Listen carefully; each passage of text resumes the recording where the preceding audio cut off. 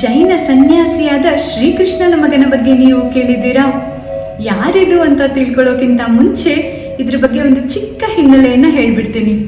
22ನೇ ತೀರ್ಥಂಕರರಾದ ಭಗವನ್ ನೇಮಿನಾಥರ ತಂದೆ ಯದುವಂಶದ ಸಮುದ್ರ ವಿಜಯ ಮತ್ತೆ ಶ್ರೀಕೃಷ್ಣನ ತಂದೆಯಾದ ವಾಸುದೇವರಿಬ್ಬರು ಅಣ್ಣ ತಮ್ಮಂದಿರು ಅನ್ನೋ ಉಲ್ಲೇಖ ಇದೆ.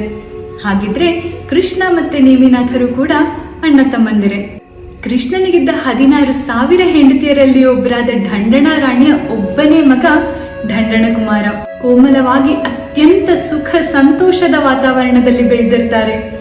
ಒಮ್ಮೆ ಭಗವನ್ ನೇಮಿನಾಥರ ಧರ್ಮೋಪದೇಶವನ್ನ ಗ್ರಹಿಸಿದಂತಹ ಢಂಡಣ ಅತ್ಯಂತ ಪ್ರಭಾವಿತರಾಗಿ ತಮ್ಮ ತಾಯಿಯ ಇಚ್ಛೆಗೆ ವಿರುದ್ಧವಾಗಿ ದೀಕ್ಷೆಯನ್ನ ಅಂಗೀಕರಿಸ್ತಾರೆ. ತಪಸ್ಸಿನಲ್ಲಿ, ತ್ಯಾಗದಲ್ಲಿ, ತಾಳ್ಮೆಯಲ್ಲಿ ಢಂಡಣ ಮುನಿ ಎಷ್ಟು ಮುಂದುವರಿತಾರೆ ಅಂದ್ರೆ ಒಮ್ಮೆ ಶ್ರೀಕೃಷ್ಣ ನೇಮಿನಾಥರ ಬಳಿ ಕೇಳ್ತಾರೆ, ನಿಮ್ಮ ಹತ್ರ 18,000 ಮುನಿವರಿಯರಿದ್ದಾರೆ, ಅದರಲ್ಲಿ ಸರ್ವಶ್ರೇಷ್ಠರಾದವ್ರು ಯಾರು ಅಂತ. ಅದಕ್ಕೆ ನೇಮಿನಾಥರು ಹೇಳ್ತಾರೆ, ತಪಸ್ವಿಗಳು ತುಂಬಾ ಜನ ಇದ್ದಾರೆ, ಆದ್ರೆ ಅದರಲ್ಲಿ ಸರ್ವಶ್ರೇಷ್ಠರಾದವರು ಢಂಡಣ ಮುನಿ ಅಂತ.